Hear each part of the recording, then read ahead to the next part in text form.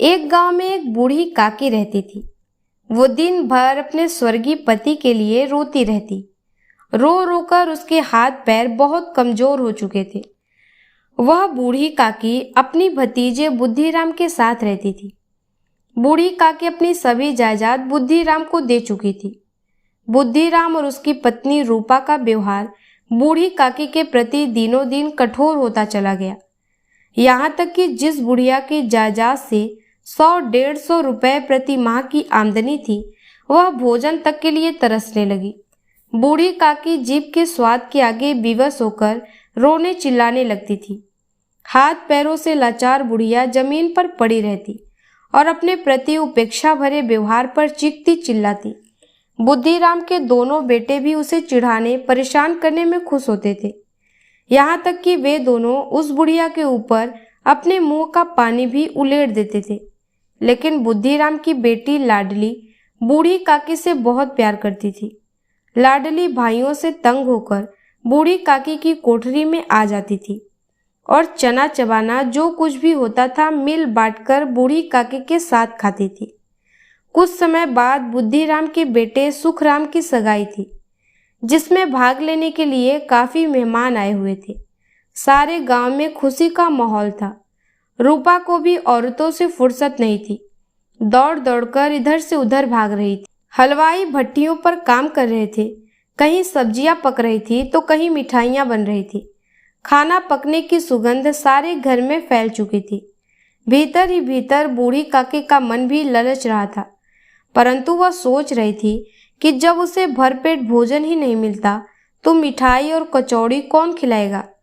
रह रहकर उसकी जीभ लपलपा रही थी और दिन होता तो वह रो चीख कर सभी का ध्यान अपनी ओर खींच लेती, लेकिन अपशगुन के भय से वह चुपचाप बैठी थी। धीरे धीरे उसका मन बेकाबू होता चला गया और उकड़ू बनकर हलवाई के कड़ाहे के पास जाकर बैठ गई।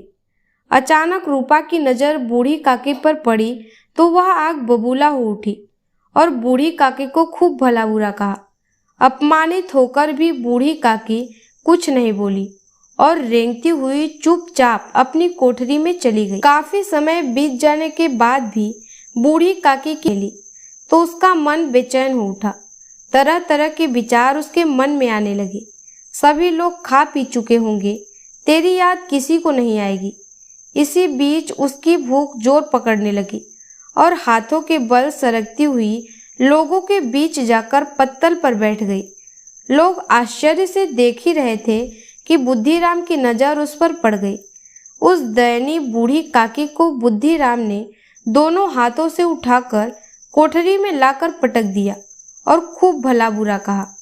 वह यह भूल गया कि आज उसे जो सम्मान मिल रहा है वह सब बूढ़ी काकी की संपत्ति के कारण ही है। रह रहकर बूढ़ी काकी स्वयं को कोसती रही। कभी सोचती कि वहाँ नहीं जाना चाहिए था, बिना खाए मैं मर तो नहीं जाती। इतना दुर्व्यवहार होने पर भी बूढ़ी काकी का मन दावत में रखा हुआ था। कभी कचौड़ियाँ याद आती तो कभी स्वादिष्ट रायता, लेकिन लाडली के अलावा बूढ़ी काकी के प्रति किसी के मन में कोई सहानुभूति नहीं थी। रात के 11 बज चुके थे। सभी मेहमान आराम कर रहे थे। हारी थकी रूपा भी सो चुकी थी, लेकिन लाडली थी जो जाग रही थी।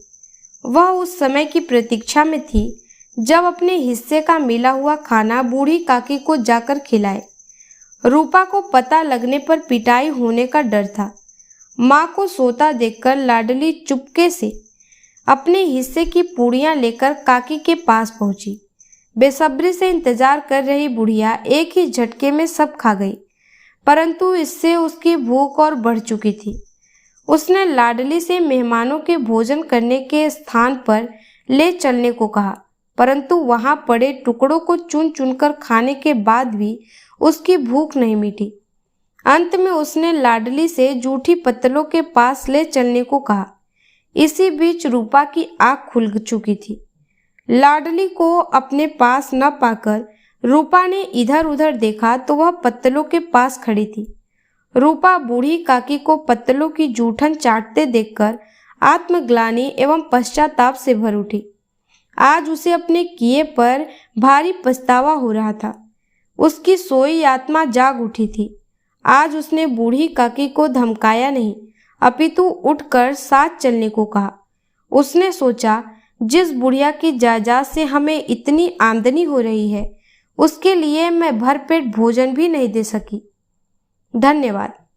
दोस्तों, अगर आपको हमारा वीडियो पसंद आया हो तो लाइक करें, सब्सक्राइब करें तथा कमेंट सेक्शन में अपनी राय अवश्य दें।